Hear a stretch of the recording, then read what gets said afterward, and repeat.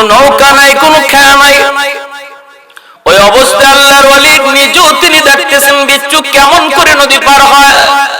হঠাৎ করে দেখেন পানির নিচ থেকে একটা কচ্ছপ পানির উপরে ভাসলো, নদীর কিনারে লাগলো, আর বিচ্ছুটা লাফ দিয়া কচ্ছপের পিঠে বসলো। কচ্ছপটা নিজে নদীর খেয়া হইয়া বিচ্ছুটাকে নদীর এই পার থেকে ওই পারে পৌঁছায় দিল। এই ক্ষমতা আল্লাহর আছে না নাই? আর একটু জোরে কোন আছে না নাই? আল্লাহ চাইলে পারে না পারে না? ভাইরা বন্ধুরা, জুন্নুন মিসরি কয় মালিক আমারও তো নদী পার হতে মন চায়, কিন্তু কেমন করে নদী পার হব? আল্লাহ আমারও তো নদী পার হতে মন চায়, কিন্তু কেমন করে নদী পার হব? নৌকায় নাই, খেয়া নাই। আল্লাহ পাক রব্বুল আলামিন তার ওলির অন্তরে ইলহাম করে দিলেন, হাতের জায়নামাজ পানির উপরে বিছায়া দাও, আমি আল্লাহ তোমাকে পার করায়া দেব। শাহজালাল মুজুরদিয়া মুনি সুরমা নদী পার হইছেন নৌকায় না জায়নামাজে।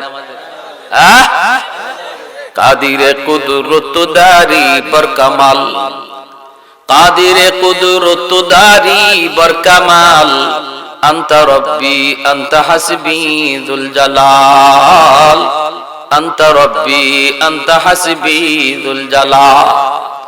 জায়নামাজ বিছিয়ে দিলেন, তিনি নদী পার হয়ে গেলেন। বিচ্ছুটার পিছনে পিছনে আল্লাহর ওলি তিনি দৌড়াইতেছেন, আর দেখতে মন চায় কোন দিকে যায়। হঠাৎ করে দেখেন হাওরের মাঝখানে একটা গাছ, গাছের নিচে একটা যুবক মনের আনন্দে ঘুমাইতেছে। ওই যুবকের দিকে বিচ্ছুটা দ্রুত বেগে যাইতেছে। আল্লাহর ওলি তিনি তো ভয় পেয়ে গেছেন, বিষাক্ত একটা বিচ্ছু, যুবকরে মনে হয় কোনো ক্ষতি করবে।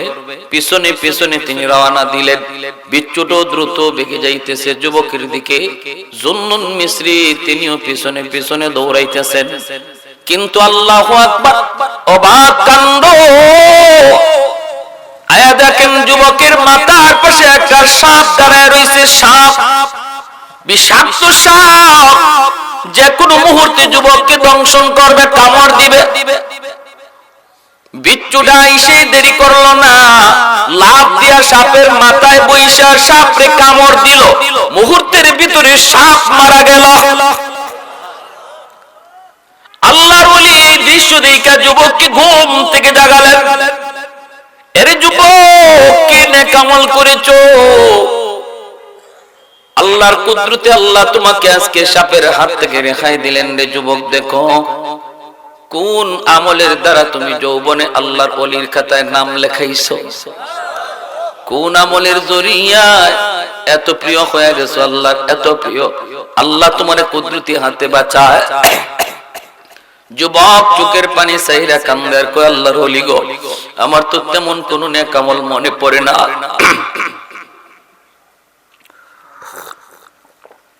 তেমন কোন নেক আমল মনে পড়ে না। তবে আমার যদ্দূর মনে পড়ে, আমি যেখানেই থাকি সেখানেই নামাজ আদায় করি। আমি একজন রাখাল, মানুষের উটরাকালি করি, দুম্বারাকালি করি। যেখানেই থাকি, হাওরে থাকি আর জঙ্গলে থাকি, দুনিয়ার কোন কাম, দুনিয়ার কোন ব্যস্ততা আমাকে নামাজ থেকে গাফিল করতে পারে না। জঙ্গলে যদি থাকি সেখানেও নামাজ আদায় করে নে, হাওরে থাকলেও আমি নামাজ সবার আগে আদায় করে নেই। 500 বছর আগে আল্লাহ পাক গরিবকে ধনীর 500 বছর আগে জান্নাত দিবে। সুবহানাল্লাহ। কেন, কি জন্য? কারণ গরিব দুনিয়াতে কষ্ট করেছে, যা চায় তা পায় না, কষ্ট করে করে সে এরপর আল্লাহর কুদরতি কদমে সেজদা দেয়, এরপর লোভ করে না, হারাম পথে চলে না, কষ্ট হয়, এরপরও বাড়িতে পর্দা দেয়।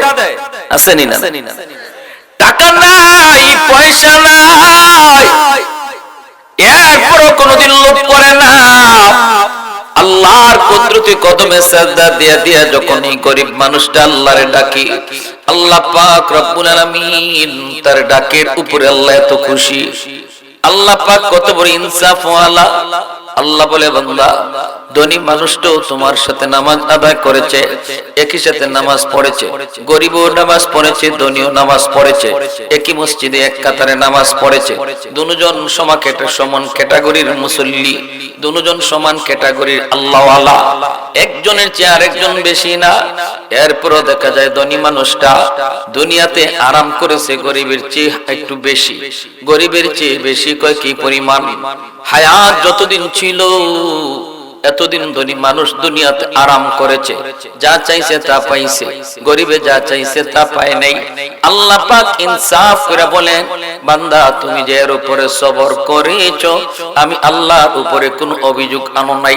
এই কথা বলো নাই, মালিক আমারে কেন তুমি গরিব বানাইছো, আমি তোমার বন্দেগী করব না, আমি তোমার উপরে নারাজ, আমি তোমার উপরে খুশ না, এমন কথা বলে নাই, বলে নাই।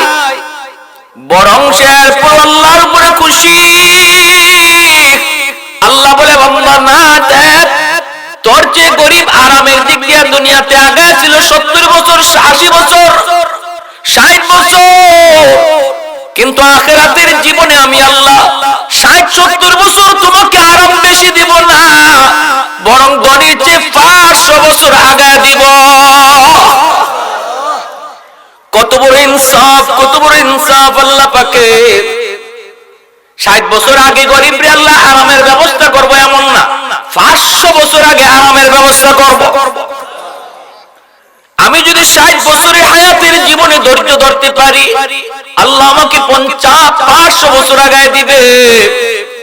এজন্যই মায়ার নবী, দয়ার নবী তিনি দোয়া করেছেন, মালিক আল্লাহুম্মা আহইনি মিসকিনা ওয়া আমিতনি মিসকিনা ওয়াহশুরনি ফি জুমরাতিল মাসাকিন।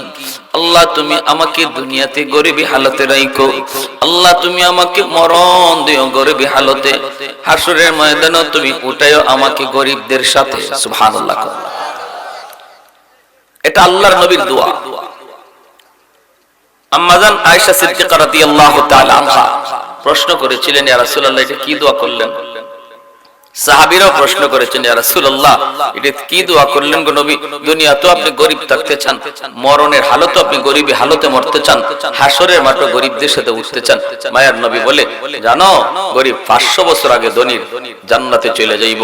এই কথা বলতে হযরত উসমান গনি রাদিয়াল্লাহু তাআলা আনহু বলেন, ইয়া রাসূলুল্লাহ আল্লাহ আমারে ধন দিছে, দৌলত দিছে, আমি তো আল্লাহর মর্জি মতো চইলা হালাল পথে চইলা সম্পদ কামাই করছি, আল্লাহ আমাকে দিছে দয়া কইরা, আমিও কি ধনী হওয়ার কারণে গরিব সাহাবীদের 500 বছর পরে জান্নাতে যাইমু?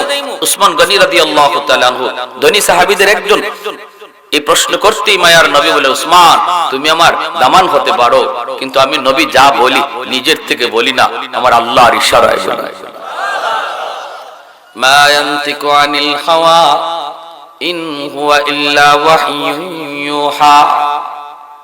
যা কিছু আল্লাহ বলে, আল্লাহর নবী বলেন, বলুন তো নিজের থেকে না আল্লাহর থেকে? আল্লাহর থেকে বলেন। এজন্যই মায়ার নবী বলেছেন, উসমান আমি নবী নিজের থেকে কিছু বলি নাই, তুমি আমার জামাতা হতে পারো, দামান হতে পারো রে উসমান, কিন্তু শুনো তোমার থেকে সাহায্য নিয়ে নিয়ে যে সাহাবীরা চলছে, যারা তোমার কাছ থেকে দাঁড় নিয়ে নিয়ে চলছে, যারা তোমার কাছ থেকে সহযোগিতা পায়ে পায়ে চলছে, এই গরিব সাহাবীরাও তুমি উসমানের 500 বছর আগে তারা জান্নাতে যাবে।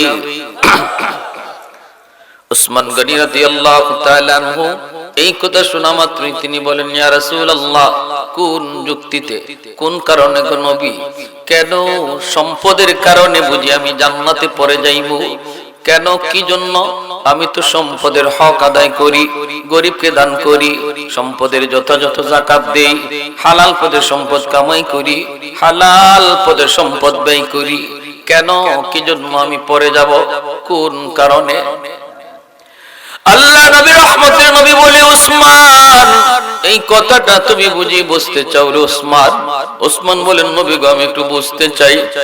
মায়ার নবী, দয়ার নবীর সাথে সাথে মসজিদে নববীর ভিতরে একজন গরিব সাহাবী, এই গরিব সাহাবীকে নবী পরে ডাক দিলেন। আগে ওসমান গনিকে নবী বললেন, ওসমান কেন হাসরের ময়দানে গরিব 500 বছর আগে জান্নাতে যাবে, কারণটা শোনো। তুমি নিজে আজকে আমাকে শোনাও, ফজরের পর থেকে নিয়ে এখন পর্যন্ত কি কি তুমি খাইছো, আমি নবীর কাছে একটু হিসাব দাও। উসমান গনি কয়, নবী গো, ঘুম থেকে ওঠার পর আমি বাসি রুটি খাইছি, নাস্তার সময় নাস্তা করেছি, দুপুর বেলা বোনা গোশত রুটি খেয়ে আপনার কাছে এসেছি। আল্লাহর নবী রহমতের নবী বলেন, ঠিক আছে তুমি বসো। এই কথা বলতি মায়ার নবী বলেন, আমার আব্দুল্লাহ ইবনে মাসউদ গরীব সাহাবীদের ভিতরে একজন সাহাবী, আব্দুল্লাহ ইবনে মাসউদ রাদিয়াল্লাহু তাআলা আনহু। ওনাকে নবী ডাক দিয়া বলেন, আব্দুল্লাহ একটু দাঁড়াও রে, আজ তুমি কি কি খাইছো নবীকে শোনাও। আব্দুল্লাহ ইবনে মাসউদ মসজিদে নববীর এক কোণায় তিনি বসা। মায়ার নবী ডাক দিতেই তিনি দাঁড়ায় গেলেন। এরপরে মায়ার নবীর দিকে আর তাকাইতে পারেন না, মাথার নিচের দিকে দিয়া চোখের পানি জড়ায় জড়ায় কাঁদতে লাগলেন। আল্লাহর নবী কয়, আব্দুল্লাহ বলো না, একটু বলো, আজ সারা দিন তুমি কি খাইছো? আব্দুল্লাহ ইবনে মাসউদ চোখের পানি ছেড়ে কই, নবী গো, আপনি যদি আমাকে এই কথা জিজ্ঞেস না করতেন গো নবী, আমি কারো কাছে বলতাম না, কিন্তু আপনি জিজ্ঞেস করে আমি বলতে বাধ্য হয়েছি। ওগো নবীজি, সকাল থেকে নিয়ে বিকাল পর্যন্ত আমি আব্দুল্লাহ একটা খেজুরের দানাও খাইতে পারি নাই। আল্লাহ নবী রহমতের নবী চোখ দিয়া পানি জোরে, সাহাবায়ে কেরাম তারাও কান্না করে। আব্দুল্লাহ ইবনে মাসউদ এত বড় জলিলুল কদর একজন সাহাবী, সকাল থেকে নিয়ে বিকাল পর্যন্ত কিছুই খাইতে পারেন নাই, কিছুই খাওয়ার পান নাই। আল্লাহর নবী তখন বলেন, আব্দুল্লাহ একটু বসো। বসার পরে মায়ার নবী তখন বলেন, উসমান, ও উসমান, এইবার তুমি হিসাবটা একটু মিলাও। হাসরের ময়দানে আল্লাহ পাক জিজ্ঞেস করব, 5টা প্রশ্নের জবাব না দিয়া কেউ আল্লাহর সামনে কদম বাড়াতে পারবে না। এর ভিতরে একটা প্রশ্ন হলো, মিম্মালিহি মিন আইনা ইকতাসাবাহু ওয়া ফীমা আনফাকাহু, সম্পদ তুমি কোন পথে কামাই করেছো, সম্পদ তুমি কোন পথে ব্যয় করেছো। এই প্রশ্নটা গরিব ধনী সবাইকে দেওয়া লাগবে, সবাইকে দেওয়া লাগবে, সবাইকে দেওয়া লাগবে। ওসমান, তোমরা ধনীরা এক কাতারে লাইনে দাঁড়াইছো, তোমার পিছনে আমার আব্দুল্লাহ মনে করো লাইনে দাঁড়াইছে। সম্পদ তোমার বেশি, সময় লাগবে বেশি। যেমন ভাবে আজকে একদিনের হিসাব তুমি আমারে দিছো, 3 কথা বলতে হয়েছে। বাসি রুটি খেয়েছি, ঘুম থেকে ওইটা নাস্তার সময় নাস্তা করেছি, দুপুর বেলা খানা খেয়েছি। খানা খেয়েছো হালাল, কোনো অসুবিধা নাই। তোমার সম্পদের মধ্যে তোমার কামাইয়ের ভিতরে কোনো ভেজাল নাই, কিন্তু একদিনের হিসাব দিতে 3 কথা কইছো, 3 কথা টাইম লাগছে বেশি। আমার আব্দুল্লাহ একদিনের হিসাব এক কথা দিয়ে দিছে, কিছুই খাইতে পাই নাই। কিয়ামতের ময়দানে আল্লাহ যখন তোমাদেরকে জিজ্ঞেস করবে, ধনীদেরকে, ধনীরা সম্পদের হিসাব দেওয়া আল্লাহর কাছে শুরু করবে। সম্পদের হালাল পথে কামাই করেছে এই হিসাবটাও আল্লাহর বোঝানো লাগবে, হালাল পথে ব্যয় করেছে এই হিসাবটাও বুঝাইতে হবে। এই হিসাব দিতে আর বুঝাইতে যায় তোমাদের অনেক টাইম লেগে যাবে। আল্লাহর কুদরতি মায়ার নজর গরিবের দিকে পড়ব। আল্লাহ গরিবের দিকে নজর করে আল্লাহ পাক কইব, তুমি ওর পিছনে তাইকো না, তুমি বাইপাস, আমি আল্লাহর কাছে হিসাব দিতে চলে আও। কারণ তোমার সম্পদ কম, সময় লাগবে কম, তোমাদের হিসাব দিতে টাইম যত বেশি লাগবে। গরিব কম কথা এক কথায় উত্তর দিয়া মিনিমাম 500 বছর আগে জান্নাতে চলে যাবে। আরেকটু জোরে বলি সুবহানাল্লাহ। আহাদুল লাইসা কামিসলি সামাদুল লাইসা কাফদলি লিমানিল মুলকু তুগু ইতু সাজাওয়ার খুদাই, তো খুদাওয়ান্দে আমি নি তো খুদাওয়ান্দে ইয়াসারি, তো খুদাওয়ান্দে জামি নি তো খুদাওয়ান্দে সামাই, तू रहीमी तू करीमी तू समीई तू बसीरी तू मुइज़्ज़ी तू मुज़िल्ली तू मलिकिल अर्शि बजाई बरी अज खुरदन अखुफ्तन बरी अज तहमत मरदन बरी अज बीम उम्मीदी बरी अज रंज बलाई। अल्लाहु আকবার। আল্লাহ নবী রহমতের নবী এমন সুসংবাদ দিয়েছেন, একই মসজিদে দুনিয়ার গরিব নামাজ পড়লো, দুজন একসাথে হাত উঠাইলো। নবী বলেন, জানো নি কার দোয়া আগে কবুল হবে? নবী বলেন, ধনীর আগে গরিবের দোয়া কবুল হবে। শুধু তাই না, গরিব যদি তার দোয়ার সাথে 10,000 দিরহাম আল্লাহর রাস্তায় দান করে, লক্ষ টাকার উপরে যদি সে আল্লাহর ঘরে দান করে, তবুও গরিবের খালি হাতের দোয়া আল্লাহর কাছে আগে কবুল হয়ে যায়। কেন, কি জন্য আল্লাহর কাছে এত মায়ার? এত মায়ের একমাত্র কারণ হলো, বান্দা গরিবে হালত তুমি আমাকে বলো নাই, আমি তোমারে যা চাইছো তা দুনিয়াতে দেই নাই। কষ্ট করে সন্তান নিয়ে লেখাপড়া করাইছো, কষ্ট করে সন্তান নিয়ে তুমি চলছো। এক হাদিসে আল্লাহর নবী রহমতের নবী বলেন, গরিব আল্লাহর দেওয়া কম রিজিক পায়া সন্তুষ্ট, আল্লাহ তার কম আমল পায়া সন্তুষ্ট। যে আল্লাহর দেওয়া রিজিক কম পায়া সন্তুষ্ট, আল্লাহ তুমি আমারে যা দিছো এর উপরে সবর। আল্লাহ কয়, বান্দা তোমারও কম আমলে আমি আল্লাহ সন্তুষ্ট। সুবহানাল্লাহি ওয়া বিহামদিহি সুবহানাল্লাহিল আযীম। কত বড় সুসংবাদ, কত বড় সুসংবাদ। এজন্য আল্লাহ পাক রব্বুল আলামিন কয়, ফাইদা কুদিয়াতিস সালাত ফান্তাশিরু ফিল আরদ ওয়াবতাগু মিন ফাদলিল্লাহ। তুমি যখন আমার বিধান ফরজ নামাজ আদায় করেছো, তুমি বের হয়ে যাও জমিনে, জমিনে তুমি বের হয়ে যাও।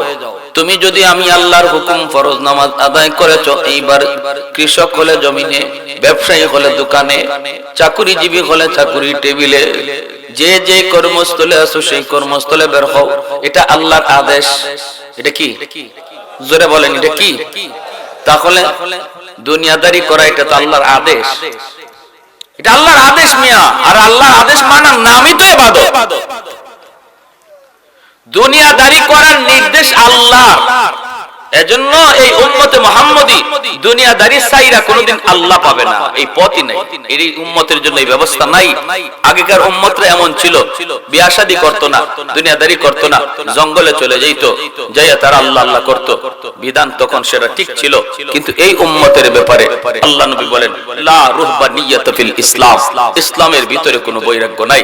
কেউ যদি কয় আমি আল্লাহ পাওয়ার জন্য বিয়া করবো না, আমি আল্লাহ পাওয়ার জন্য দোকানদারি করবো না, সব সময় মসজিদে থাকবো আর আল্লাহ আল্লাহ জিকির করবো, এতে আল্লাহ খুশি না। জোরে কর না সুবহানাল্লাহ। এতে আল্লাহ কি না? খুশি না। তাহলে কি বোঝা গেল? দুনিয়াদারি কইরাও আল্লাহরে খুশি করা যায়, দুনিয়াদারি কইরেই আল্লাহরে খুশি করতে হবে। ব্যবসা কইরা আল্লাহরে খুশি করতে হবে। কেমনে? কই ব্যবসাটারে ইবাদত বানাও। চাকরি কইরাও আল্লাহরে খুশি করতে হবে। কেমনে? কই চাকরিরে ইবাদত বানাও। কৃষক তার জমিতে যাইয়া কৃষিক্ষেতে কাম কইরা আল্লাহরে খুশি করবে। কেমনে? কই কৃষিক্ষেতের কামটারে ইবাদত বানাও। কেমনে বানাইবা? কই ফজরের নামাজ পড়ে তুমি বের হয়েছো, নিয়ত করেছো আল্লাহ ও মালিক, যেখানে থাকি সেখানে যেন তোমার হুকুম নামাজ ঠিকমতো আদায় করতে পারি।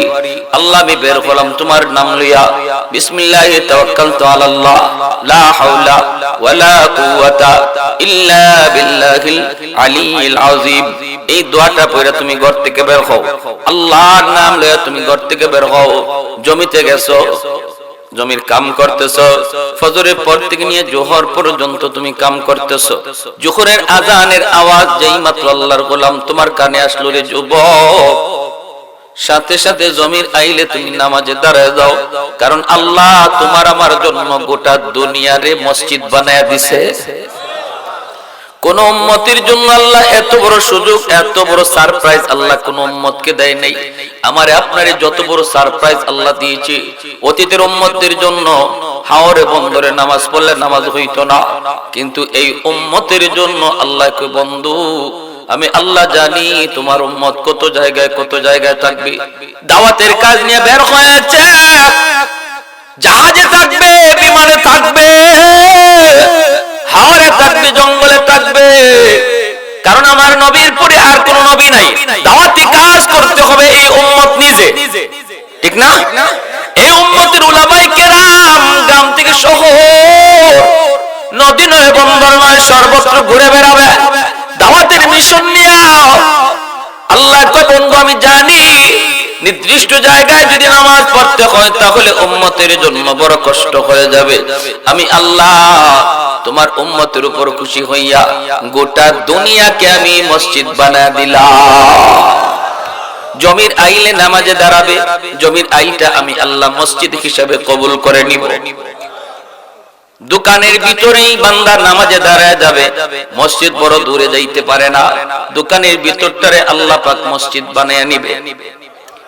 ভাইরা বন্ধুরা জন্য বলতেছিলাম, আল্লাহ পাক রব্বুল আলামিন কয় বান্দা যখনই তুমি ফজরের পর থেকে নিয়ে জোহর পর্যন্ত, ফজরের পর থেকে নিয়ে জোহর পর্যন্ত তুমি নামাজ পড়লা, এই আয়াতের তাফসীরের মধ্যে মুফাসসিরিন কেরাম লিখেন জোহরের সময় যখনই তুমি ক্ষেতের আইলে নামাজে দাঁড়ায় গেছো, আল্লাহ পাক ফেরেশতাদেরকে ডাক দেয়া বলে ফেরেশতারা শুন, ওই যে দেখ আমার বান্দা আযান হয়েছে, জমির আইলে নামাজে দাঁড়ায় গেছে।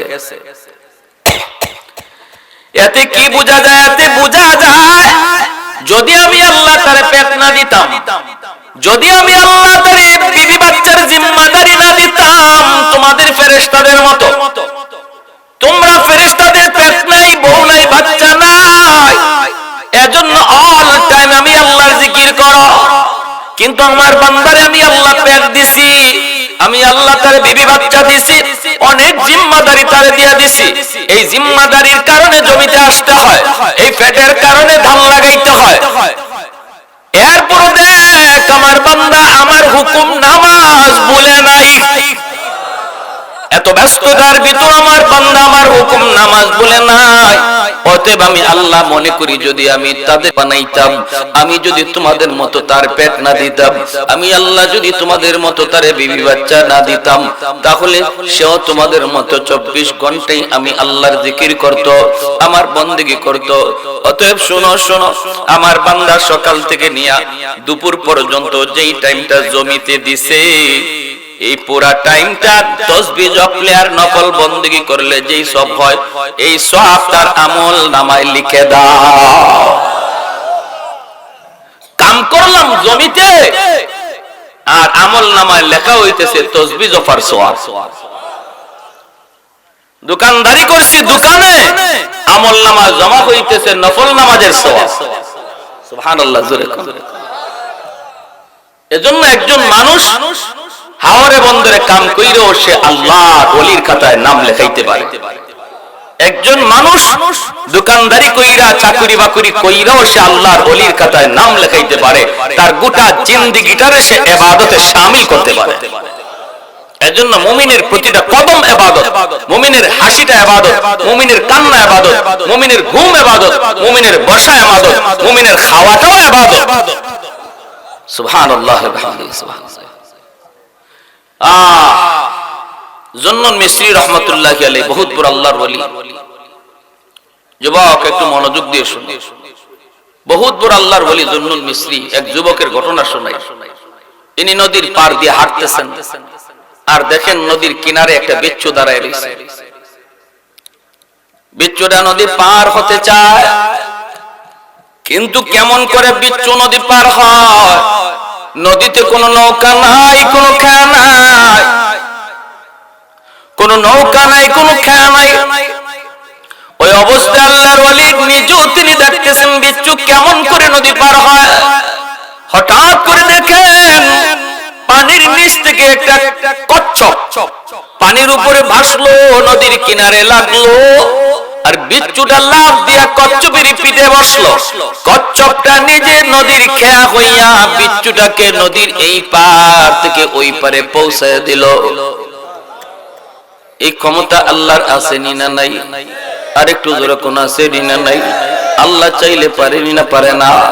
ভাইরা বন্ধুরা, জুন্নুন মিসরি কয় মালিক, আমারও তো নদী পার হতে মন চায়, কিন্তু কেমন করে নদী পার হব? আল্লাহ, আমারও তো নদী পার হতে মন চায়, কিন্তু কেমন করে নদী পার হব? নৌকায় নাই, খেয়া নাই। আল্লাহ পাক রব্বুল আলামিন তার ওলির অন্তরে ইলহাম করে দিলেন, হাতের জায়নামাজ পানির উপরে বিছায়া দাও, আমি আল্লাহ তোমাকে পার করায়া দেব। শাহজালাল মুজরুদিয়া মুনি সুরমা নদী পার হইছেন নৌকায় না জায়নামাজে? কাদিরে কুদরত দারি বর কামাল, কাদিরে কুদরত দারি বর কামাল, আনতা রব্বি আনতা হাসবি যুল জালাল, আনতা রব্বি আনতা হাসবি যুল জালাল। জায়নামাজ বিছিয়ে দিলেন, তিনি নদী পার হয়ে গেলেন। বিচ্ছুটার পিছনে পিছনে আল্লাহর ওলি তিনি দৌড়াইতেছেন, আর দেখতে মন চায় কোন দিকে যায়। হঠাৎ করে দেখেন হাওরের মাঝখানে একটা গাছ, গাছের নিচে একটা যুবক মনের আনন্দে ঘুমাইতেছে। ওই যুবকের দিকেই বিচ্ছুটা দ্রুত বেগে যাইতেছে।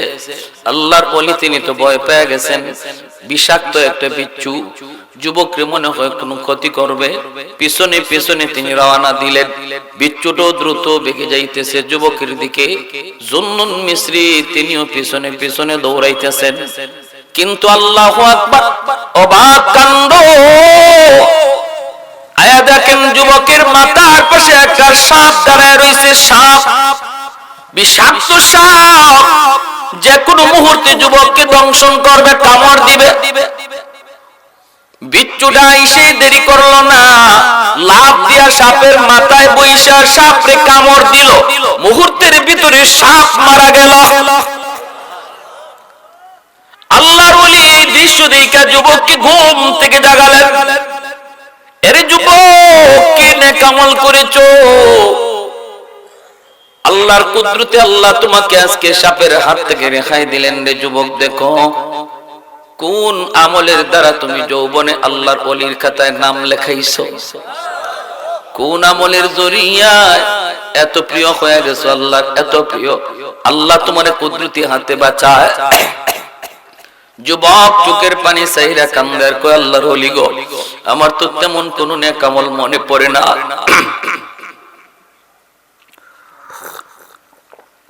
তেমন কোন নেক আমল মনে পড়ে না। তবে আমার যদ্দূর মনে পড়ে, আমি যেখানেই থাকি সেখানেই নামাজ আদায় করি। আমি একজন রাখাল, মানুষের উটরাকালি করি, দুম্বারাকালি করি। যেখানেই থাকি, হাওরে থাকি আর জঙ্গলে থাকি, দুনিয়ার কোন কাম, দুনিয়ার কোন ব্যস্ততা আমাকে নামাজ থেকে গাফিল করতে পারে না। জঙ্গলে যদি থাকি সেখানেও নামাজ আদায় করে নে, হাওরে থাকলেও আমি নামাজ সবার আগে আদায় করে নেই। এ যুবক, একটু খেয়াল করে মনোযোগ দিয়ে শুনো। আজকে মসজিদের আজান তোমাকে মোবাইল টিপা থেকে বিরত রাখতে পারে না।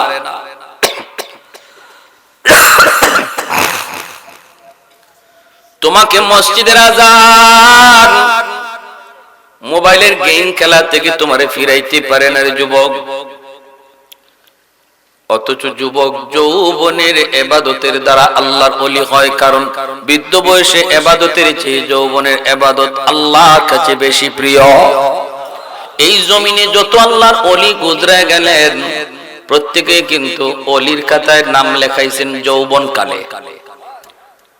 গাজীনগরের সাহেব রাহিমাহুল্লাহ ওলি হয়েছেন যৌবনে, শাইখে কাতিয়া ওলি হয়েছেন যৌবনে, শাইখে কৌরিয়া ওলি হয়েছেন যৌবনে। আর যেই মানুষ যৌবনে আল্লাহর ওলি হয়, বৃদ্ধ বয়সে আল্লাহ তার মাকাম মর্যাদা বাড়ায় দেয়। যত বয়স বাড়বে তত আল্লাহ তার মর্যাদা বাড়াবে।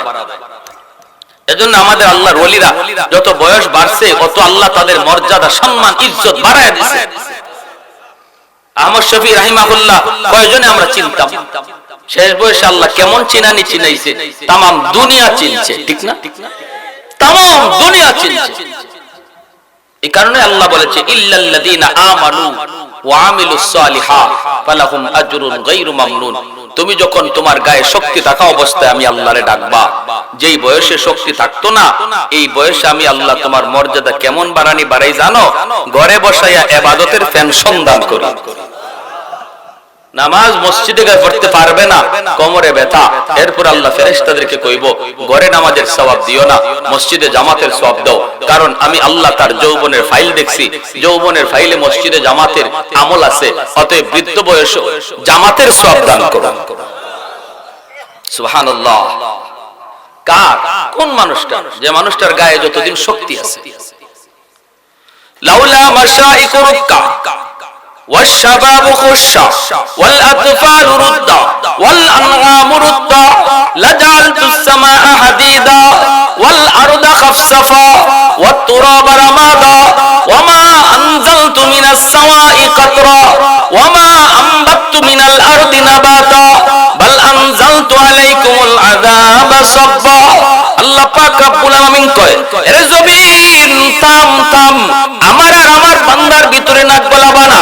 জমিন প্রতিদিন আল্লাহর কাছে আবদার করে, মালিক আর কতকাল আমি এই জুলুম দেখব, আর কতকাল আমি অন্যায় দেখব, গুনাহগারের গুনাহ দেখতে দেখতে আমি জমিন ধৈর্য হারা হয়ে যাচ্ছি। ও মালিক অনুমতি দাও, আবতালি ইবনা আদম ফি কারি, জালেম গুলিরে আমি পেটে গিলে ফেলি, জালেম গুলিরে আমি গিলে ফেলি। তুরস্কের জমিনে জমিন গিলে ফেলেছে, 5 তলা 10 তলা বিল্ডিং গিলে ফেলেছে, 50,000-এর মতো মানুষ তুরস্ক আর সিরিয়ায় গত এক সপ্তাহে গিলে ফেলেছে। আল্লাহর নবী রহমতের নবী বলেন, হাদিসে কুদসি আল্লাহর ভাষা, আল্লাহ বলেন প্রতিনিয়ত জমিন এইভাবে আল্লাহর কাছে আবদার করে, ওয়াল বাহরা ইস্তাজিলু রাব্বাহু ওয়াল মালাইকাতু ইস্তাজিলু রাব্বাহু আলা কুল্লি ইয়াউমিন ওয়াল আরদু ইস্তাজিলু রাব্বাহু।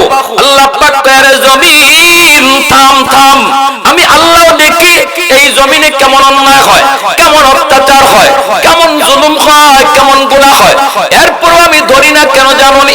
কারণ এই মানুষ জাতিকে আমি আল্লাহ বড় আদর করে বানাইছি।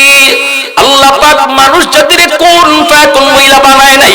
আসমান আল্লাহ বানাইছে কোন ফায়াকুন মহিলা, জমিন আল্লাহ বানাইছে কোন ফায়াকুন মহিলা, ফেরেশতা আল্লাহ বানাইছে কোন ফায়াকুন মহিলা, কিন্তু আমারে আপনারে আল্লাহ পাক কোন ফায়াকুন মহিলা বানায় নাই, আমার আপনারে আল্লাহ তার নিজের হাত দিয়া বানাইছে। খালাকতু বিয়াদাইয়া, আল্লাহ বলে আমি আমার নিজের হাত দিয়া বানাইছি। কেন বানাইছি জানোনি? কারণ এই চেহারার মধ্যে এত দামি কপাল, এই কপাল দিয়া বান্দা আমার কুদরতি কদমে সেজদা দিবে। এই কপাল এত দাম, এত দাম, ফেরেশতাদের হাতে বানাইলে হয় না, কুন ফায়াকুন বললো হয় না, আমি আল্লাহ নিজের হাতে বানাইছি। আল্লাহ বলে শুন, 4টা শ্রেণী জমিনে যতদিন থাকবে ততদিন আমি আল্লাহ জমিন টিকায় রাখবো, কারণ আমি মানুষ বানাইছি আমার গোলামির জন্য। জমিনে যতদিন পর্যন্ত লাউলা মাশাইকু রুক্কা, আমার কিছু বৃদ্ধ বান্দা বান্দি আছে, চুল দাড়ি সাদা হয়ে গেছে, কোমরে তার ব্যথা, হাঁটুতে তার ব্যথা, সেজদা দিতে পারে না, কষ্ট হয়, এরপর কষ্ট করে আমি আল্লাহর কদমে সেজদা দেয়। আমার ওই বৃদ্ধ বান্দা বান্দির সেজদার দিকে তাকাইলে এই জমিনের প্রতি আমার মায়া লেগে যায়। 2 নম্বরে আল্লাহ বলেন, ওয়াশাবাবু খুশা, এখনো জমিনের ভিতরে কিছু যুবক রয়েছে, যে যুবকগুলি যৌবনের পাগলামি করে না, যৌবনে যাত্রায় যায় না, উরুসে যায় না, যৌবনে মেলায় যায় না, যৌবনে সে কোরআনের মাহফিলে বসে, যৌবন কালীন তারে মসজিদে পাওয়া যায়, যৌবনে তারে রমজানে রোজা রাখতে দেখা যায়। তার যৌবনের চাহিদা হলো গুনাহ করা, যৌবনের চাহিদা হলো গানের আসরে যাওয়া, যৌবনের চাহিদা হলো চুরি করা, ডাকাতি করা, যৌবনের চাহিদা হলো জিনা ব্যভিচার করা, যৌবনের চাহিদা হলো মানুষের সাথে গরমি হালতে বেয়াদবি করা, এরপর করে না। আমি আল্লাহর ভয়, আমি আল্লাহর ভয় আমার মহব্বত তার অন্তরে জমায়ে নিছে। দুনিয়ার হারাম প্রেম ভালোবাসা অন্তরে নেয় নাই, অন্তরের ভিতরে আমি আল্লাহর প্রেম জমায়ে রাখছে। ওই যুবকের কলিজার দিকে আমি আল্লাহ যখন তাকাই, তখন এই জমিনের প্রতি আমার মায়া লেগে যায়। ওয়াল আনআমু রুদ্দা। আল্লাহ বলেন আর এই জমিনে কিছু পশু পাখি আছে, এই পশু পাখিকে আমি আল্লাহ আমার বন্দেগীর জন্য বানাইছি না। এই পশু পাখির উপরে নামাজ নাই, রোজা নাই, এই পশু পাখির উপরে হাঁস মুরগি গরু ছাগলের উপরে শরীয়তের কোনো বিধান নাই।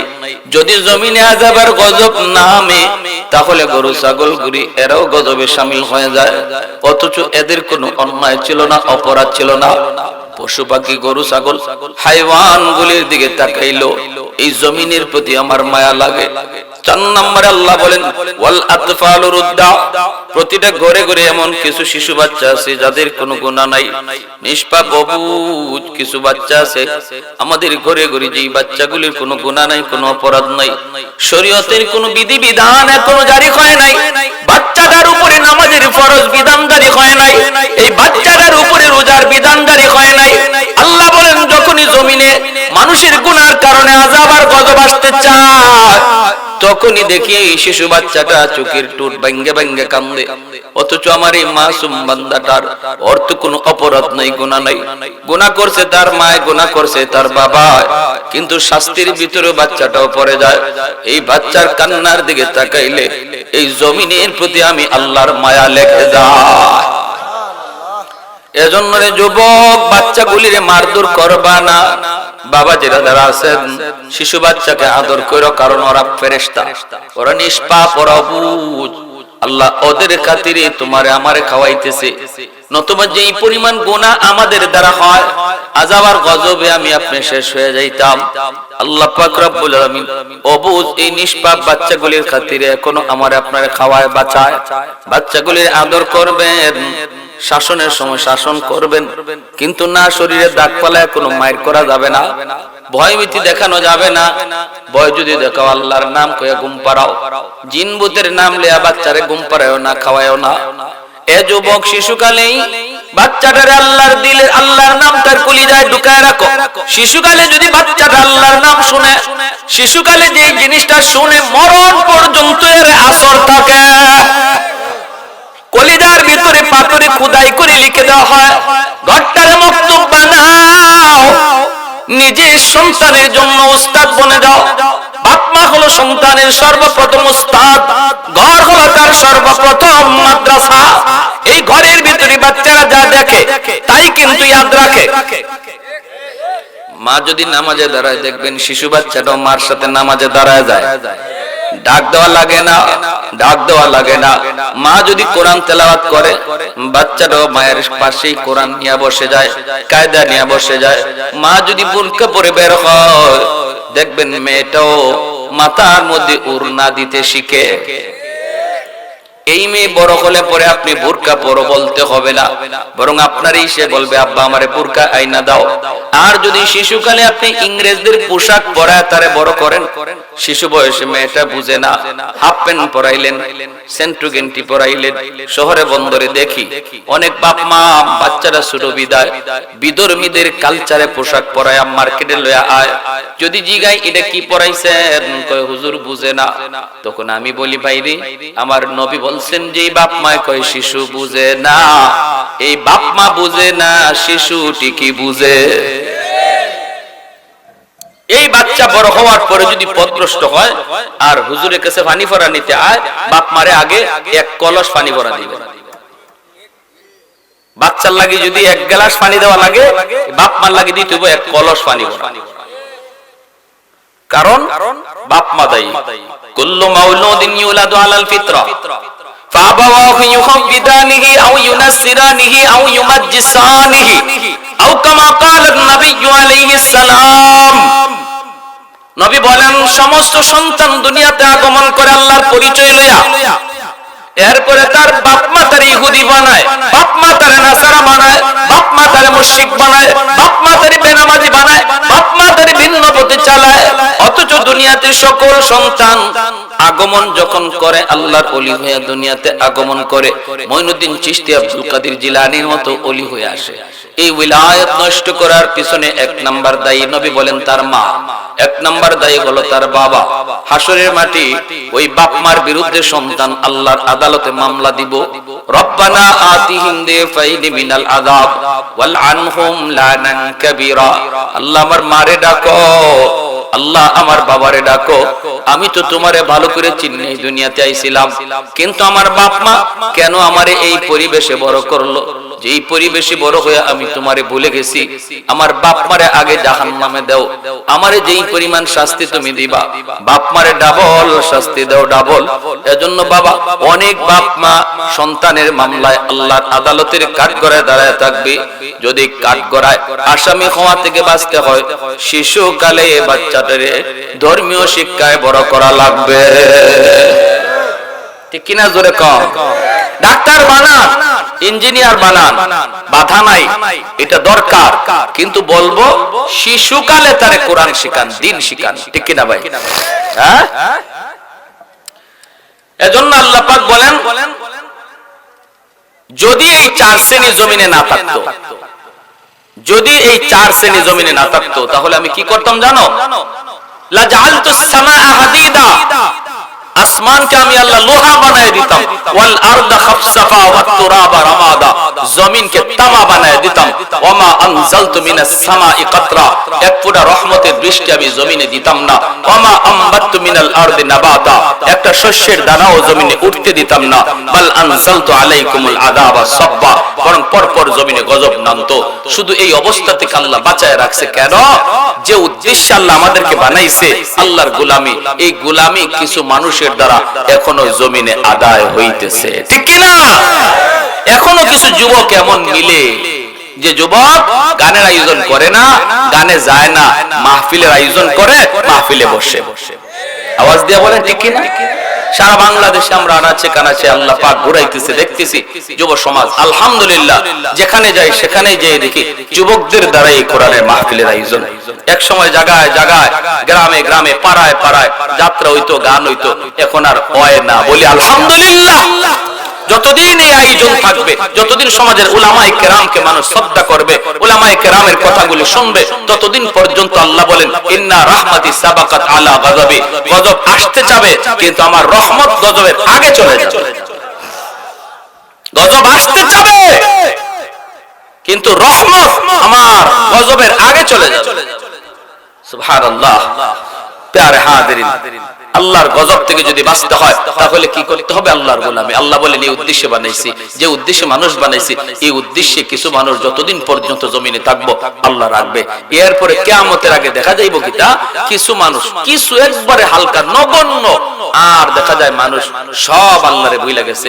তখন আল্লাহর নবী রহমতের নবী বলছেন কিয়ামতের আগে যখন দেখবো আল্লাহ বাংলাদেশে, সারা বাংলাদেশ ঘুরে দেখা যাইব 2 জন মানুষ আল্লাহরে চিনে, গোটা ইন্ডিয়াতে দেখা যাইব 10 জন মানুষ চিনে, পাকিস্তানে 1 জন, এরকম ভাবে সংখ্যা যখন কমে যাবে তখন আল্লাহ পাক চিন্তা করব এত বড় দুনিয়া, এত বড় বিয়ার আসর, এই মাত্র 2-1 জনের জন্য আমার টিকায় রাখার কোনো প্রয়োজন নাই, কোনো প্রয়োজন নাই। কারণ আল্লাহ এই জগৎ টিকায় রাখছে ঈমানদার মুমিন আল্লাহরে যারা ডাকে তাদের খাতিরে, ঠিক না?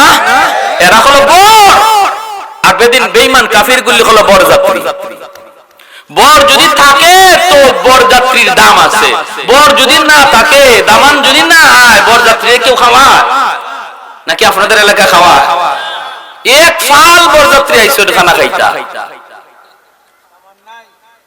কই তোমরা তো আইসো ভালো কথা, খেল লাগে আইসো খানা খাইতে আইসি আমরা বরযাত্রী, কই দামান কই? দামানে বিয়া করতো না। জামালগঞ্জের কয়জন মানুষে খাওয়াইবেন? বলে না বা মেহমান, তোমরা মেহমান আইসা খাইয়া দাও। কইব জারুটা কই আছে আগে, ঠিক না? এই দুনিয়াটাও আল্লাহ একটা বিয়ার আসর বানাইয়া আমারে আপনারে যারা আল্লাহ যে উদ্দেশ্যে বানাইছে, এই উদ্দেশ্যে যারা এখনো জারি আছে, এখনো করে, আল্লাহ যে উদ্দেশ্যে বানাইছে গোলামি, এই গোলামি যারা করে এদেরকে বর বানাইয়া এদের ওসিলায় সব খাওয়াইতেছে, ঠিক না? কিন্তু আমাদেরকে আল্লাহ কইছে যে শোনো, তোমরা কিন্তু বিয়ার আসরে কম খাইবা, কারণ বিয়ার আসরে দামান দে বেশি খায় না কম খায়? বিয়ার দিন দামান দে বেশি খায় না কম খায়? রুমাল মুখে দিয়ে বয়ে থাকে, বেচারা তো খালি শরম আর শরম। আর বরযাত্রী এমন খাওয়া দেয় জনমের খাওয়া, মাঝে মাঝে প্লেটও ভাঙে। তেল কেন বেশি হইল, জাল কেন বেশি হইল, লবণ কেন কম হইল, দামান দে একবারও কয় না, বরযাত্রী যতবার ঠিক না। আমার বিয়াত আইছিল আমার এক দোস্ত, কইতাম নি আপনাদের অসুবিধা হইতেছে, মনোযোগ আছে মনোযোগ আছে। আমার বিয়াতে আমার এক দোস্ত আসছে, দোস্ত বিয়াত আইয়া কাণ্ড ঘটাইছে। যখন আমার শালা ফরেন না শালা হইছে, হে যখন খানা দিতে গেছে, কই ম তুমি আমার চামচ দিয়া গুজ দেও, আমারে চিনো? আপনি কেডা? ওই যে বইয়ে রয়েছে রুমাল মুখে দিয়ে, উনি তোমার কি? আমার দুলাভাই। ওই শুন না, ওই বা তোমার দুলাভাই ফ্রেন্ড, আমি ফ্রেন্ড। আমার শালা ছিল চালাক, হাফ প্যান্ট না ফুল প্যান্ট। দেখো বেশি কথা কইও না, ফেস কিন্তু লাগাই দিল, কারণ সব চাবি আমার হাতে। কইতে ঠিক আছে ভাই, তখন কি করা লাগবে? কই মিয়া চামচ হরাও, গুজ ডাইলা দে। গরু গুজ দিবা তুমি, আমারে চামচ দিয়ে গুজ দে। আমারে কইতেছে দোস্ত, এরপরে ডাইলা দিছে। আমি কি খাইছো নি? কই জনমের খাওয়া খাইছি তোমার বিয়ার। আমারে তোমার দিকে তাকায় দেখলাম তুমি খানা খাও না, খালি রুমাল মুখে দিয়ে রইলা, তোমারে দেখে আমার বড় কষ্ট লাগলো। হাই রে, আমি জানি তোমার পেটে খুব ভুক লাগছে, ক্ষুধা আছে, এরপরে তোমারে যে খাওয়ান দেয় না, আর আমরা যে কি মজা করে খাওয়াইতেছে, এটা দেখে দোস্ত খুব কষ্ট লাগছে। আমি কইলাম দোস্ত, আমার তো কষ্ট লাগছে না, আমার খালি ভিতরে খুশি আর খুশি, খুশি ঠেলা। কইকেল লাগি কের খুশি? আমি আমার খুশি হইল তোমরার খাওয়ান আজকে একদিনে, আর আমার খাওয়ান এই বাড়িতে আজকের থেকে শুরু হইব আর শেষ নাই। মুরগির বাচ্চা যারা চেউ চেউ কয়, এটাও আমার লাগবে, ঠিক না? এরপরে বাসর করে দোস্ত এক থাল বানায় রাখছে, আপ হারাইলই বলে আস্তা মুরগি। এরকম থাল তোমরার কপালো আসেনি? আমি আসছি আজকে একদিন বাড়ির মালিকের সাথে সম্পর্ক তৈরি করতে, তার সাথে সম্পর্ক হয়ে যাওয়ার পরে এই বাড়ির খাওয়ান আমার লাগে আর ফ্রি, পুরা ডাইল ফ্রি। আর তোমরা একদিনে খাও আর কপালো খাওয়ার নাই, এজন্য আমার কষ্ট লাগছে না বড়, তোমার খাওয়ান দেখে আমার 80 লাগছে। আমি খালি মনে মনে খাইলা যা পারস। কয়দিন জোরে কয়? একদিন নয়। ঠিক তেমনি আল্লাহ রাব্বুল আলামিন কয়, ও ঈমানওয়ালারা, তোমরা নু দামা, আর দুনিয়া নামক এই দুনিয়ার হায়াতটা হলো একদিনের বিয়ার আসর। তোমরা রুমাল মুখে দিয়ে বয়া থাকবা, এই দিন আইসো, বিয়ার দিন আইসো মালিকের সাথে সম্পর্ক তৈরি করতে। আমি আল্লাহর সাথে সম্পর্ক তৈরি করা আজকে তোমার কাম। সম্পর্ক তৈরি হয়ে যাওয়ার পর জান্নাতে আমি আল্লাহ এমন এক খাওয়ার ব্যবস্থা রাখছি বাসর ঘরে, যেটা এই বরযাত্রীর কপালও নাই, ঠিক কিনা? জারি হইব যে আর শেষ নাই। আর বেঈমানরা এরা যা পারে খাইলা, এদের খাওয়ানোর দিকে চাইও না, এরা বাকি ডাইলা খাইবো। খাইতেছ তো ইহুদ নাসারারা বাকি ডাইলা ডাইলা খাইতেছে, ঠিক না? আর আল্লাহ দিতেছো, আল্লাহর কো আল্লাহ একদিনের লাগে আইছি, চামচ দিয়ে দিবাইনি। আল্লাহ কইতে কেমনে দিতাম? কয় ডাইলা দাও। আল্লাহ কয় না, ডাইলাই দিলাম, খা। আর আমরা দেখো এরা খাওয়ান দিকে লোভ করো না, এরা খাওয়ান দিকে লোভ করো না। আর বিমানে চড়ে, জাহাজে চড়ে, যা খুশি তা খায়, লোভ করো না। কারণ এদের খাওয়ান একদিন, আমি চামচ দিয়া না এরারে বাটি ডাইলা খাওয়াইতেছি, আর তোমার লাগে রিজার্ভ খানা রাখছি, শুরু হবে আর শেষ নাই। আল্লাহু আকবার। কিয়ামতের আগে মানুষের সংখ্যা যখন এরকম খুব কমে যাবে ইমানদারের, তখন আল্লাহ কইবেন না, তে আর রাখা দরকার নাই, আয়োজনটা অনেক বড়, কয়েকজনের লাগি। তখন আল্লাহ পাক ইয়ামেন থেকে একটা বাতাস ছাড়বে, ফাআরসালা রিহাম মিনাল ইয়ামান। হাদিস শরীফ আল্লাহ নবী বলেন, ওই বাতাসটা ইমানদারের গায়ে লাগবে। সব ইমানদার যারা অল্প অল্প ছিল, বাংলাদেশে 2 জন, ভারতে 10 জন, এরা সব মারা যাইব। তখন দুনিয়াতে আর আল্লাহ বলার একজন লোকও থাকবে না। তখনই আল্লাহ কইব, দুনিয়া ধ্বংস করো। আল্লাহ বলার একজন লোক যখন থাকবে না, তখন আল্লাহ কি কইব? দুনিয়া। আল্লাহু আকবার। তাহলে আমার ভাইরা বলুন, আল্লাহ কি বলছে? দুনিয়াতে পাঠাইছে আমি আপনি যদি ঘুমাই, আমি আপনি যদি খাই, আমি আপনি যদি দোকানদারি করি, এগুলো ইবাদতে শামিল হয়নি না হয় না? এশার নামাজ পড়ে আল্লাহর বান্দা তুমি ঘুমাইছো, ফজরের নামাজটা পড়া টার্গেট রাখো, নিয়ত রাখো, পুরা রাত ঘুমটা আল্লাহ পাক ইবাদতের ভিতরে শামিল করে দিবে। খাওয়ানোর শুরুতে তুমি খানা খাইতেছো, আল্লাহর নাম লইয়া খানা খাও, বিসমিল্লাহি আলা বারাকাতিল্লাহ এই বইলা তুমি খানা খাও, আল্লাহ তোমার রিজিক খাইতেছি, হালাল রিজিকটা খাও। খানা শেষে আলহামদুলিল্লাহ কইয়া শুকরিয়া আদায় করো। ভাত খাইলা তুমি, পেট ভরলো তোমার, কিন্তু পুরা খাওয়ানোর টাইমটা আল্লাহ পাক তাসবিহ জপলে যে সওয়াব হইতো ওই পরিমাণ সওয়াব আমলনামায় দান করবেন।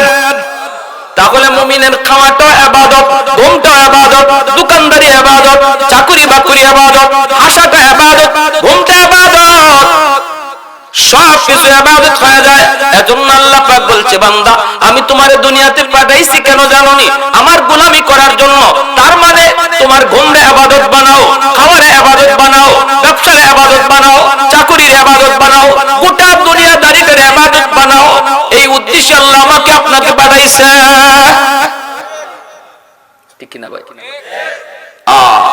একজন মানুষ মসজিদে বইয়া বইয়া যদি তাসবিহ জপে, আর আরেকজন মানুষ ফজরের নামাজ পড়া মসজিদ থেকে বের হয়ে যদি দোকানদারি করে, তো মসজিদে বইয়া যে তাসবিহ জপে যতক্ষণে সে আল্লাহর ওলি হবে, সমপরিমাণ সওয়াব দোকানদারি যে করতেছে তারে আল্লাহ সমান না এর চেয়ে আরো বেশি সওয়াব দিবে।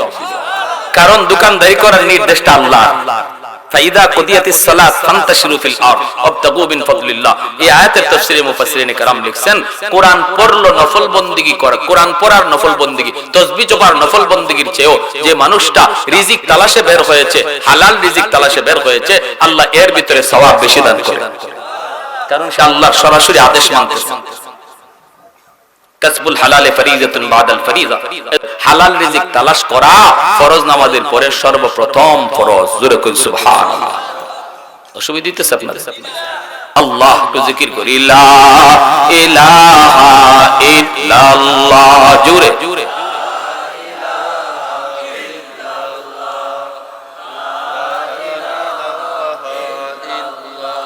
জোরে, লা ইলাহা ইল্লাল্লাহ,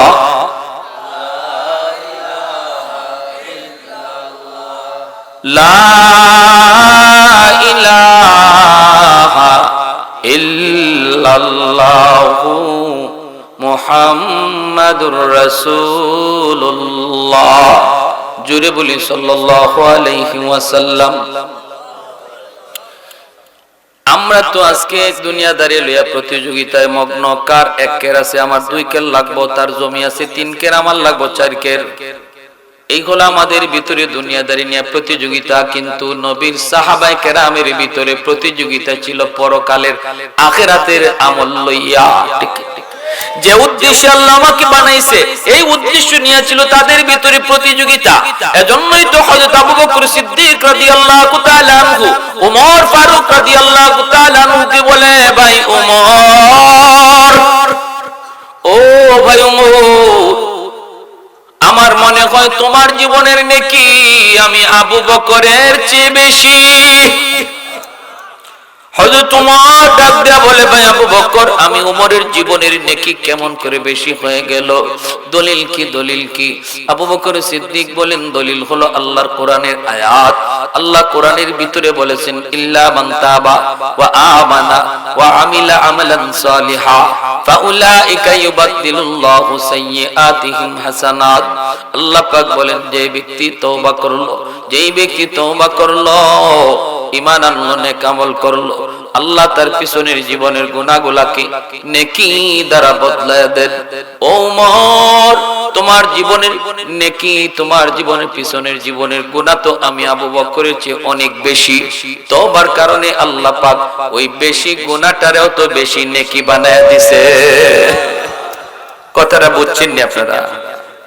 একজন মানুষ যখন তওবা করে, খাঁটি দিলে যখন তওবা করে, তওবার কারণে আল্লাহ পাক রব্বুল আলামিন তার গুনাহ যদি পাহাড় পরিমাণ হয়, এই পাহাড় পরিমাণ গুনাহরে পাহাড় পরিমাণ নেকি বানায় দেয়।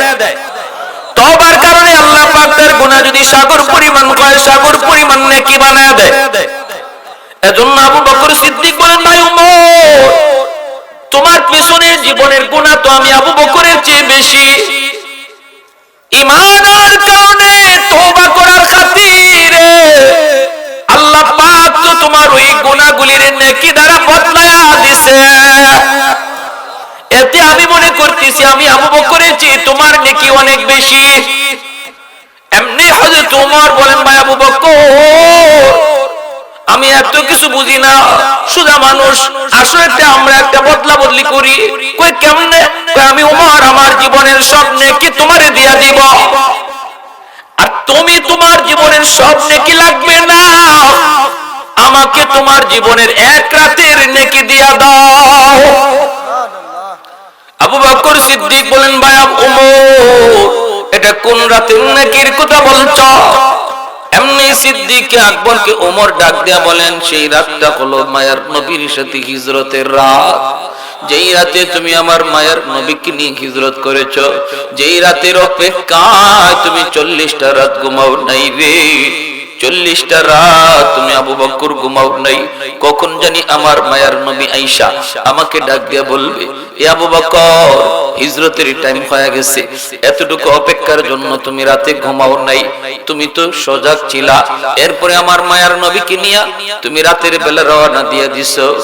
গারে সুর, এত উঁচা পাহাড়ের উপরে একটা গর্ত, এই গুহার ভিতরে তুমি ঢুকো নাই, আমার মায়ার নবীকে নিয়ে তুমি রওনা দিয়েছো। এত বড় পাহাড়, নবীকে পাহাড় বাইতে তুমি দাও নাই, মায়ার নবীর নিজের পিঠের মধ্যে লইয়া এই পাহাড়টা নিজে বায়া বায়া তুমি উঠছো। আমার নবীরে পাহাড় বাইতে দাও নাই, নবীরে তুমি কষ্ট করতে দাও নাই। গুহার কিনারায় যায়া তুমি নবীকে দাঁড় করায় রাখছো, আর বলছো, নবী গো, আপনি আগে ঢুকবেন না গো নবী, আমি আবু বকর আগে ঢুকবো।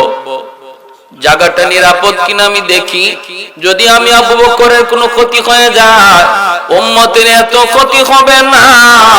যদি আপনার ক্ষতি হয়, উম্মত কোনোদিন ক্ষতিপূরণ দিতে পারবে না। এরপরে আমার মায়ের নবীর গুহার কিনারায় রাইখা তুমি নিজে গুহার ভিতরে ঢুকছো। ঢুকে তুমি পাগড়ি কাপড়গুলি ছিঁড়ে ছিঁড়ে সবগুলি গর্ত বন্ধ করছো, যেন গর্তের ভিতর থেকে কোনো সাপ বের হইয়া আমার নবীর ক্ষতি না করতে পারে। একটা গর্তের মুখ বন্ধ করার মতো কাপড় তোমার হাতে ছিল না, সেই গর্তটা নিজের পা দিয়ে তুমি আটকায় রাখছো। এরপরে মায়ের নবী তুমি গুহার ভিতরে ঢুকাইয়া, তোমার ঘুমের প্রয়োজন ছিল বেশি, কিন্তু নিজে না ঘুমাইয়া আমার মায়ার নবীরে তোমার উরুতে ঘুম পাড়াইছো। বলুন তো দেখি, 40টা রাত যে ঘুমায় নাই, তার বেশি ঘুমের প্রয়োজন না? আবু বকর সিদ্দিক 40 রাত ঘুমান নাই, কিন্তু নিজে না ঘুমায় নবীরে ঘুম পাড়াইছেন। ওই গর্তের ভিতরেই ছিল সাপ, এই সাপে কামড় দিল পায়ে, বিষের যন্ত্রণায় আবু বকর অস্থির, কিন্তু কিরিমিরি খায় হজম করে রাখছেন, বডি নাড়ান না, কারণ বডি যদি নড়ে আমার মায়ার নবীর ঘুম ভেঙে যাবে। বিষের যন্ত্রণা তুমি হজম করেছো, তবু আমার নবীর ঘুম ভাঙবে বিধায় তুমি শরীর নাড়া দাও নাই। এক ফোঁটা চোখের পানি নবীর গাল মুবারকে পড়লো, নবীজির ঘুম ভেঙে গেল। এরপরে নবী লব লাগাই দিলেন, বিষাক্ত সাপের বিষ পানি হয়ে গেল। ও আবু বকর, আমি ওমর আমার জীবনের সব নেকি তোমারে দিয়া দিলাম, বিনিময়ে আমাকে ওই এক রাতের নেকি দিয়া দাও। আবু বকর সিদ্দিক বলে, রে ভাই ওমর, আমি নিজেও তো জানি না এই রাতে আমার কি পরিমাণ নেকি হইছে, চলো আমরা আল্লাহর নবীর কাছে যাই, যাই একটু বুঝি, আগে দেখি আমি ঠকবো না জিতবো। এটা নবীর একটু জিগাই। আল্লাহ নবীর কাছে দুজন হাজির। আল্লাহ নবী জিজ্ঞেস করে, কেন আইছো? সিদ্দিক আকবর বলে, মায়ার নবী গো, একটা জিনিস জানতে এসেছি গো নবী, আমরা দুজন জীবনের নেকি বদলা বদলি করতে চাই। ওমর তার জীবনের নেকি আমাকে দিতে চায়, আমি আবু বকর আমার জীবনের সব নেকি ওমর চায় না, চায় শুধু এক রাতের নেকি। অথচ ওই এক রাতে আমার কি পরিমাণ নেকি হয়েছে আমি আবু বকর আজও জানি না। আল্লাহ নবী জিজ্ঞেস করে, আবু বকর কোন রাত? সিদ্দিক আকবর বলে, নবী গো, সেই রাত হলো আপনার সাথে হিজরতের রাত। এইবার দয়ার নবী কয়, আবু বকর আমি নবী বলবো না, তুমি বদলাবা কি বদলাবা না, আমি নবী বলবো না, এটা তোমাদের সিদ্ধান্ত। তবে শোনো রে আবু বকর, ওই রাতে তোমার কি পরিমাণ নেকি হয়েছে, গোটা উম্মতের সমস্ত নেকি যদি এক পাল্লায় রেখে দেওয়া হয়, শুধু উমরের না, গোটা উম্মতের নেকি যদি এক পাল্লায় রেখে দেওয়া হয়, আর তোমার এক রাতের নেকি এক পাল্লায় রাখা হয়, তোমার পাল্লা ভারী হয়ে যাবে। सिद्दीक तेरा नाम से इस्लाम रहेगा, सिद्दीक तेरा नाम से इस्लाम रहेगा, दुनिया की सदाकत में तेरा नाम रहेगा, फारूक तेरा नाम से इस्लाम रहेगा, दुनिया की अदालत में तेरा नाम रहेगा, उस्मान तेरा नाम से इस्लाम रहेगा, दुनिया की सखावत में तेरा नाम रहेगा, हैदर तेरा नाम से इस्लाम रहेगा, दुनिया की शजाअत में तेरा नाम रहेगा, मुआविया तेरा नाम से इस्लाम रहेगा, दुनिया की सियासत में तेरा नाम रहेगा। अल्लाहु अकबर, मुसलमान आवाज़े कोई अल्लाहु अकबर। এমনি আবু বকর কই, না ভাই উমর, যদি এমন হয় তাহলে আমি বদলা বদলি করতে রাজি, থাকতে রাজি না। তাহলে প্রতিযোগিতা ছিল তাদের আমল লয়া। এজন্য আমার ভাইয়েরা, আসুন আল্লাহ আমাদেরকে যে উদ্দেশ্যে দুনিয়াতে পাঠাইছেন, যে আল্লাহর গোলামি কিভাবে গোটা জিন্দেগিটারে যেন আল্লাহর গোলামের ভিতরে বানাইতে পারি, এই উদ্দেশ্যে আল্লাহ আমাদেরকে পাঠাইছে। 5 ওয়াক্ত নামাজ পড়লাম, কিন্তু নামাজ থেকে বের হইয়ে আরেকজনের গীবত করলাম, নামাজ থেকে বের হইয়ে আরেকজনের জমির আইল কাটলাম না, এই ধরনের বন্দেগী করার জন্য আল্লাহ পাঠাই নাই। আল্লাহ পাঠাইছে আমার গোটা জিন্দেগিটারে যেন বন্দেগী বানাইতে পারি, গোটা জিন্দেগিটারে যেন বন্দেগী বানাইতে পারি। আল্লাহ আমাদের সবাইকে আমল করার তৌফিক দান করুন। সবাই বলে আমিন।